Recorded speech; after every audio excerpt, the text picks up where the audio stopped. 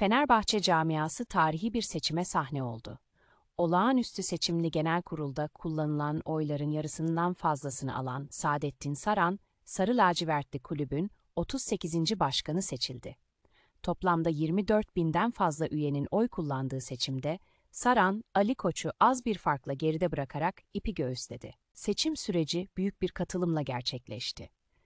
Eski Kenan Evren Lisesi arazisinde kurulan 50 sandıkta oy verme işlemi sabah saatlerinde başladı ve akşamüstü tamamlandı. Sandıklar açıldığında sonuç merakla beklendi. Kongre Divan Başkanı Şekip Mosturoğlu'nun açıkladığı resmi verilere göre Saadettin Saran 12 bini aşkın oyla Ali Koç'un önünde yer aldı. Ali Koç ise 12 binden biraz fazla destek alabildi. İlginç bir detay da Koç'un kendi oyunu kullandığı sandıktan Saran'ın önde çıkması oldu. Sonuçların netleşmesiyle birlikte Fenerbahçe'de 7 yıl süren Ali Koç dönemi kapanmış oldu. Yeni başkan Saadettin Saran'ın listesinde iş dünyasından ve camiadan pek çok dikkat çekici isim yer aldı. Bu tablo kulübün gelecek vizyonunda farklı bir yapılanmaya gidileceğinin işareti olarak yorumlandı. Seçim sonrası duygusal anlar yaşandı. Ali Koç kürsüye çıkarak veda konuşması yaptı.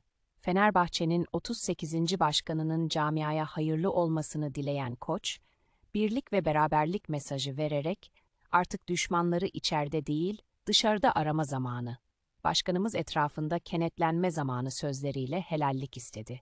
Konuşmanın ardından Saran'a sarılarak tebrik etti ve kürsüden indi. Söz sırası yeni başkana geldiğinde Saadettin Saran da birlik vurgusunu ön plana çıkardı. 7 yıl boyunca başkanlık yapan Ali Koç'a teşekkür eden Saran, şampiyon olana kadar bayram yok.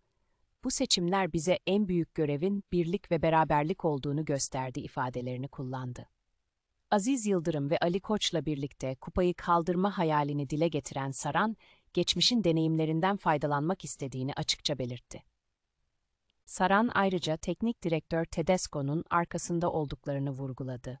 İlk işinin futbolcuların yanına giderek destek vermek olacağını açıkladı. Basınla şeffaf bir iletişim yürüteceklerini, taraftarın ise her zaman adil bir şekilde değerlendirileceğini söyledi. Eleştirilerin yapıcı olmasını önemseyeceklerini belirten Saran, yıkıcı eleştirileri dikkate almayacağız ama yol gösteren her sese kulak vereceğiz, diyerek yeni dönemin çerçevesini çizdi. Sonuç olarak Fenerbahçe'de yeni bir sayfa açıldı.